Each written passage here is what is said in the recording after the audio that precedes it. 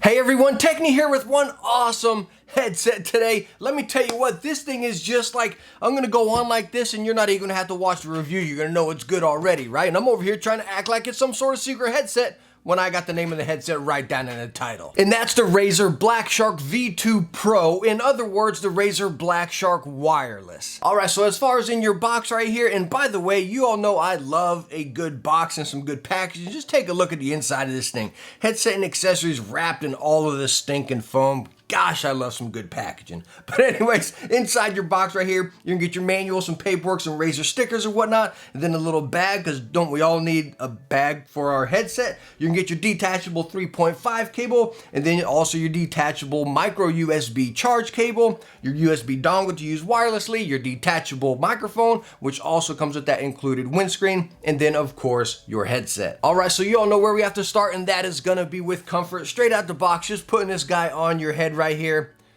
Whoo.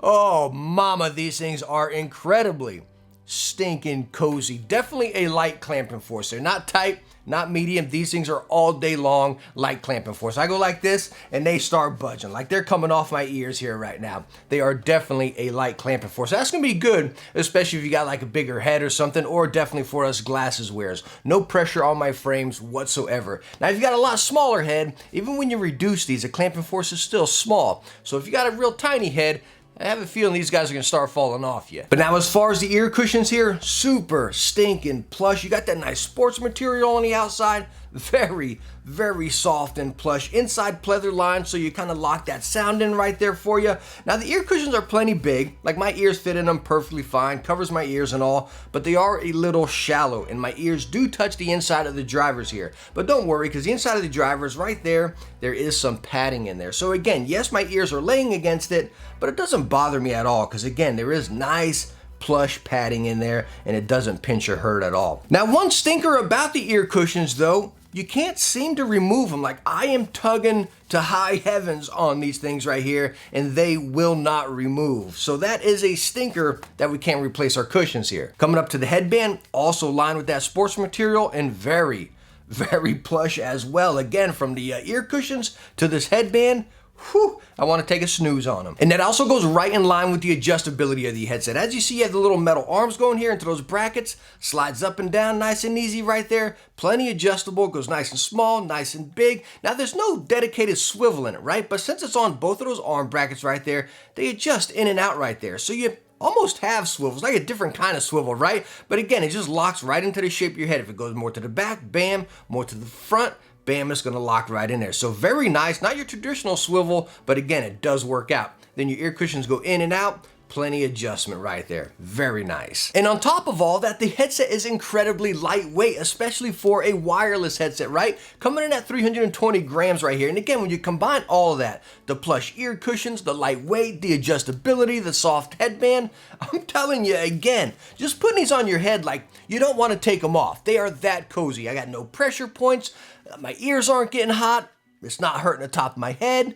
They're light. Again, as far as the clamping force and the weight of the headset, let me tell you what, these get an A++ in comfort. Complete win for comfort. All right, so now let's jump right into the build here. Now this headset is pretty much completely plastic, minus those little metal arms on the side. And those metal arms are almost about as thick as like a hanger, maybe a little bit thinner than a hanger actually. But as far as basic stress test, it depends. Whenever I pull it out far, again, I can bend it out here, twist it up. I honestly don't really get worried about it. Now when I bring it in a little bit, obviously we got a little bit less, and you see the arm automatically stretching out there. Now whenever I pull the headset all the way out to its full length there, and then stretch it out, as you can see, it's pulling on these little plastic brackets right down here that it's going into. You can start seeing it starting to bow a little bit. Also on top of that, you got the wire coming from the headband into the ear pad right there, or the ear cup, and whenever you push it in, as far as that adjustment on the ear pad, then it starts pulling on that wire, and you can see it right there. Out, bam, pull on the wire. If I push it in, pull on the wire. Now, of course, we got it fully extended. Are we gonna be doing that? No, but again, that possibility is there. Because again, when you go in at full extension and out of full extension,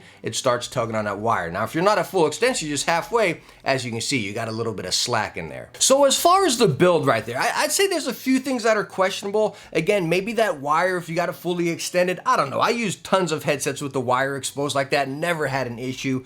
But again, as far as being able to twist the ear cup in and out and it starts pulling on it, maybe a little worried there, but not a big issue. The one thing I would probably worry about most are these little brackets on the outside right here. Again, as far as that extension where your constant pressure is going there from metal and into there. Again, that might be my biggest issue, but I really don't get worried about them. Again, twist them up, bend them up, or anything like that. I don't get worried whatsoever. All right, so now let's go and talk about features and functions. On the back left ear cup here, we have our power button, our mic mute and mic active button. Right below that, our charging port. By the way, you can charge this headset while you're using it. Right below that, you have your 3.5 port and then your microphone port for your detachable microphone. On the outside of the ear cup here, you have your volume wheel, max to low, and then right in the middle, you have this nice little bump in there to let you know that you are halfway. Really cool touch. All right, so now that we just touched on those features and functions, I want to talk about actually using them. Number one, as far as them being wireless, you get up to 24 hours of use with them. Up to, again, depending on as far as which features and functions you got rolling in them throughout the software, and then your volume level and whatnot. As far as me, I charge all of my wireless stuff overnight, so I never have to use it. Talking about wireless, again, you use your little dongle right here, and this can be used on PC, Mac, Switch, and PS4. No Xbox wirelessly, but again, every other device, you can use it wirelessly. But of course, going through Xbox, you can use your 3.5 cable right here, bam, right into the headset, and then into your controller if you got one of the newer controls, which I'm sure most of us do these days. So again, really cool. So pretty much you can use it across every single platform, but again, just so select few, you can use it wirelessly. And by the way, I tested it on every single one of those devices right there as far as gaming, music, videos, and everything like that extensively. So we'll talk about the sound on, again, every single platform right there. But one stinker here, talking about using it wirelessly and then your 3.5, how we had that 3.5 jack on the back of the headset. What you can't do here is use it wirelessly and then also have your 3.5 going. So that's a real stinker. Again, say you got some Call of Duty playing through the wireless on your PC or whatever. You want to just plug the 3.5 into your phone or whatever and be able to like listen to some music. You can't do that. Whenever you plug in a 3.5, it disables the wireless. So that's a real stinker. I would have liked to have both of them rolling there. And also talking about using them wireless right there, is using Razer Hyperspeed wireless. Let me tell you what, walking around my house in different rooms, doors closed and everything, not one hiccup whatsoever. No static, no fuzz, no nothing. Crystal clear audio, again, no matter where I moved in my house, again, with doors closed and through walls. All right, so talking about sound, these guys are using the Razer Triforce Titanium 50mm drivers right here with a frequency range of 12 to 28,000. Now let's go on and touch on that right there before we actually start talking about the sound detail. Number one, the Triforce drivers, and then that frequency range, which I absolutely love. That's like a frequency range you get from like headphones, not gaming headsets usually, you know what I mean? But talking about the Triforce, what you can kind of bring this to is like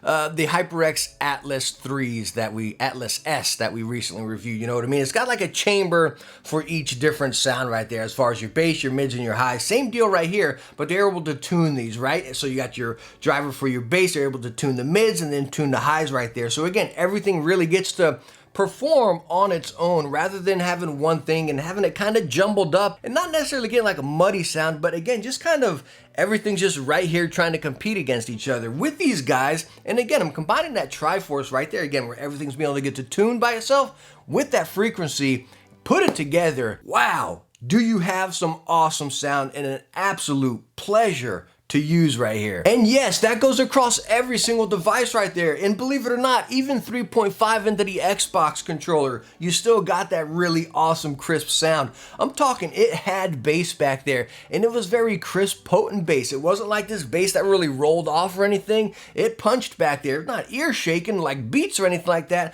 But again, you had a very nice natural headphone quality bass, if you catch my drift. Again, it hit, but it didn't like roll out over all your other sounds, if that makes any sense right there. Now jumping right up to the highs right there, very crisp, very potent. I mean, you could just really just hear the gunshots and footsteps and environment. It was just so stinking awesome, just a reloading of a weapon. I mean, my games of choice right now are Call of Duty, of course, like always, Dauntless, and then Insurgency Sandstorm. I say it all the time in my videos now, if you haven't played Insurgency Sandstorm, trust you me, pick it up and play it. It is absolutely phenomenal. So again, you're talking Insurgency Sandstorm. detail, environment. You don't got all this crazy music going on in the background. It's all about that detail, those footsteps and everything, you know what I mean? And this pinpointed it perfectly. I'm talking through a Molotov and just the crackling of the glass and then the fire crackling back there. It was stinking awesome. And that's where I bring it right into the mids right here. The mids were just there doing its thing, right? It didn't jack with the bass, didn't jack with the highs or anything. They were just right here, again, kind of bringing that body in right there and just filling it out. It was so stinking good. I can go on and on about the sound right here, but again, you really got to get these on your head and experience it for yourself. This is so close to, again, a pair of headphones, like studio headphones, Audio-Technica ATH-M50X, something like that, you know what I mean?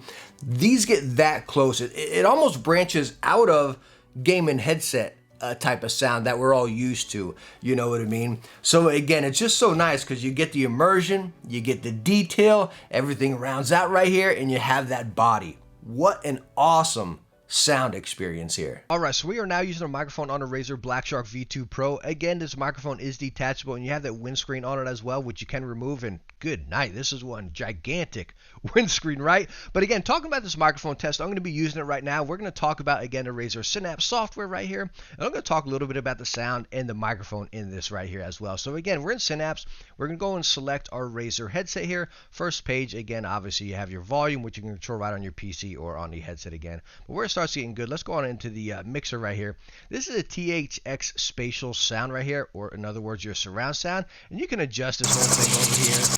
And ooh, Jesus, give me a sample in the headset. But again, you can adjust it as far as you want, as far as where your points are going to be over there.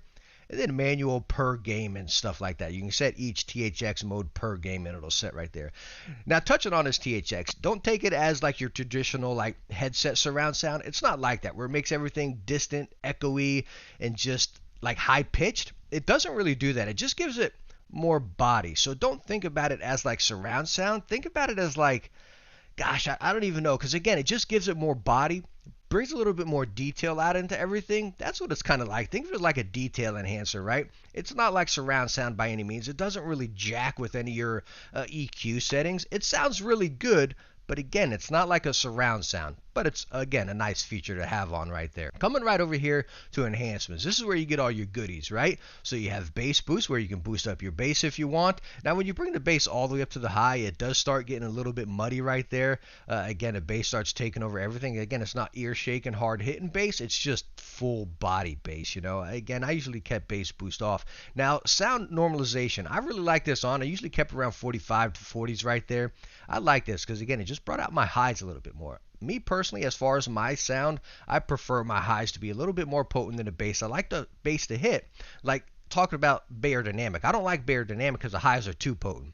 Going to Audio-Technica, I like that because, again, the highs are potent, but you still have some bass in the background right there. So, again, the sound normalization, I really like this setting. It is worth a shot. Voice clarity, on the other hand, this brings out your highs way too much and then drops your bass down. So, a voice clarity, I didn't really like. Maybe if you're playing a competitive game, Rainbow Six, you might like this. Me personally, I didn't like it. Again, as far as this was my settings right over here. But you also have your EQ adjustment over here. Some presets, basic ones over here, and all these sounded decent, minus default, which is flat. All these sounded fairly decent, but again, I recommend you get in here custom, just dabble with it. A lot of people always ask, what are my EQ settings? By the way, this is my EQ setting pretty much across every single headset, whether it be an Arctic's line, Razer line, or whatever. I almost get this curve right here where I got my bass just hitting a little bit, but my highs come up here and peak up. My mids are just kind of down here doing its thing, and again, my highs are potent. Again, I like more of a natural sound than a hard hitting sound, you know what I mean? So again, I still have some bass, still have some highs. This is my curve right here. But again, get into your game, get into solo match, and just adjust each little bar in your game right there, and you'll come up to that perfect sound that you like. Coming over here to microphone. We're using a microphone as is, plugged straight out of the box. I didn't adjust any of this right here. Nothing. Again, we are just using plugged and play out of the box, but you have all sorts of adjustability over here. Voice, we'll even try this stuff. I don't know what this stuff is doing here. I'm not too sure. We'll just try it right now, see if it's changing while we're pressing it. Vocal clarity, not too sure what is going on. So, voice gate, what the heck is this right here? So we can try to put this up to high. Not sure what that's doing right there, but we're testing this out together. So again, all sorts of adjustability over here with mic boost. We're just testing this out together, see what all these do. Broadcast settings, testing broadcast settings, see how that sounds. conference. Let's see how conference sounds right here. Looks like it's going to pop out our highs a little bit more right here, right? Then you can dial it into your own custom settings to suit your adjustment right there. But as far as this mic test, we have been using it on default. And then of course you have mic monitoring, how much you're going to hear yourself talking into your mic right there. Then, of course, you have your power saving where it will turn off by itself as far as in 15 minutes right here. So, again, why I really wanted to show you this here, and, of course, you can save profiles, by the way. But why I wanted to show you this right here is because there's so much to adjust. Again, as I was just talking about that sound and the microphone, as you can see with both of these adjustments here, microphone and then enhancement.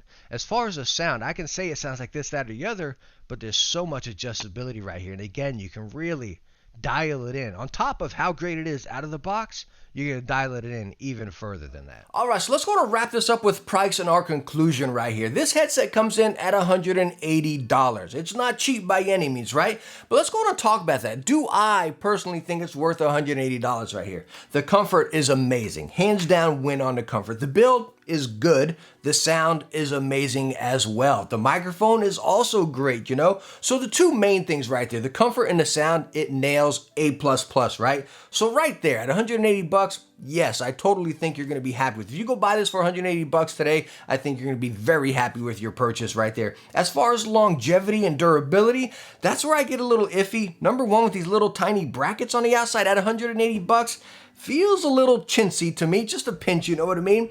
But a big stinker also is not being able to remove those ear cushions. Again, at 180 bucks, if I can't remove them, I don't know, you got a 2-year warranty with Razer, so I guess if something happens, hopefully they'll replace those. I don't know if that goes on a normal wear or whatever, but again, that's kind of a stinker. I wish we could pop those out right there. Again, because after 2 years, or whatever, a year, I think you're gonna have to replace your ear cushions maybe. But again, talking about 180 bucks at a wireless headset. Again, talking about is it worth it? I already said yes, as the headset alone, I think it's worth it. But again, with us testing so many headsets here lately, the Turtle Beach 600 Gen 2s, 700 Gen 2s, we got many more to test over there. We got the RTX 9s coming up soon, which are very similar here, and many other ones that we've tested before. The probably closest similarity to these right now are the Logitech G Pro X wireless. I believe, if I'm thinking correctly, those came in at $199. But as far as features to sound and everything, they're both in line right here. As far as the EQ adjustment, the mic adjustment and everything, I'd put both of these in line right there. But the one thing that kept coming to my mind, again, as far as many of these other headsets I've been testing lately,